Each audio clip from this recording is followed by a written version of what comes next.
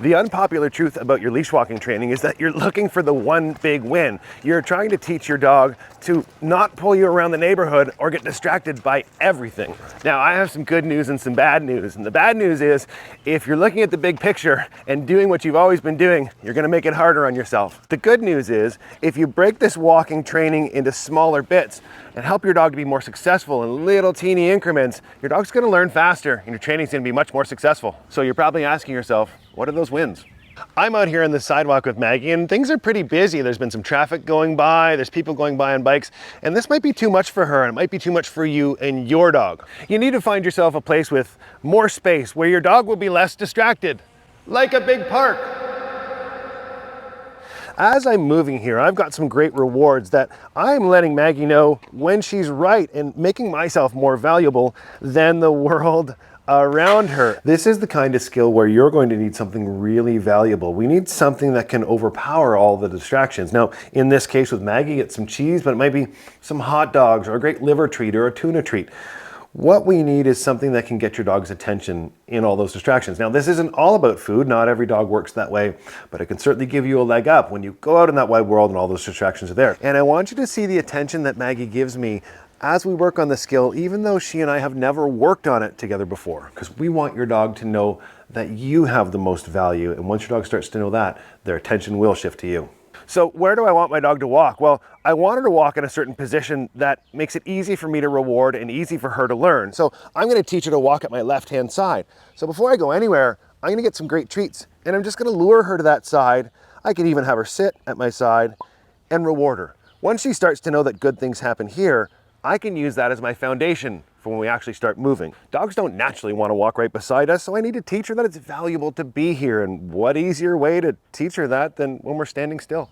The next thing that will help get that big win is using your voice. I don't want to use the food all the time. That's a good girlie, amazing. But I also want her to understand that there's value in paying attention to me, even if the food, yes, isn't right on her nose the entire time. And though I'm talking to you right now, I'm using my voice to keep her engaged with me. Yes, what a good girlie. And that use of your voice is the thing that can buy you the time, yes, in between treats, to teach her to walk nicely on a loose leash. Using your voice is so important. It can be the bridge between treats when you're moving, but it can also be really helpful when you're stationary. I want my dog to know even when she's sitting on a loose leash, if something were to go by, I can remind her to sit. I can let her know she's doing a great job when she looks at that bike and then checks back in with me. Those are great times to use your yes and then back that up with your reward. Your pace can really make a big difference in how attentive your dog is. I like to walk with a good purposeful pace, like I'm late for an appointment. Oftentimes that can really help the dog focus on me. The slower I go, the more apt the dog is to get distracted by the world around us. Now, I don't want to run, but I do want to walk with a good purposeful pace. Let's go. Good girl. Yes, what a good puppy dog. Hooray, look at you. The next tool that can help you get those little wins along the way is changes of direction. Now, when she's distracted by something, I can use my leash simply to turn her and then put a little slack back in the leash and give her a chance to make a choice. And if she gets distracted in this direction, I'm going to turn again and then put that slack back in. And let's see if she can get re-engaged with me. So I'm going to do a little turn. Let's go, let's go. There's my girl, hooray, what a good puppy dog, excellent job. And I'm not even gonna reward this with food, I'm gonna reward it with my voice. There's a good girl. So she gets a little distracted again, turn and go this way. There's my girl, yes, that's a better girl, what a good puppy dog. Changing direction isn't all about spinning in circles. And in fact, if you feel like you're spinning around and around and around and around, the best thing to do is actually just stop.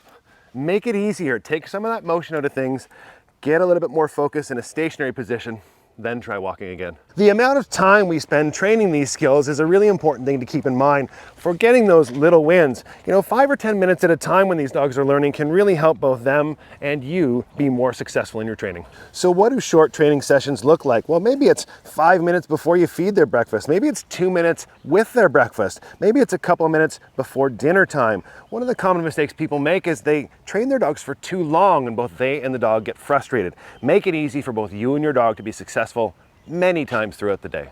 To be fair to our dog, we can't expect them to walk beautifully in 5 minutes by changing one thing. We need to use all of these things in combination to really help our dogs understand what it is that we want from them. But that does create a problem. Now you have to take your dog out and you can't always focus on teaching them to walk formally at your left-hand side. And if you'd like some other options on how to teach your dog to walk without pulling on leash, click that video right there. Now, if you'd like more personalized feedback for training your dog from me and the other McCann Dogs instructors, check out our Life Skills online training program. The link is in the description below. On that note, I'm Instructor Steve. This is Maggie.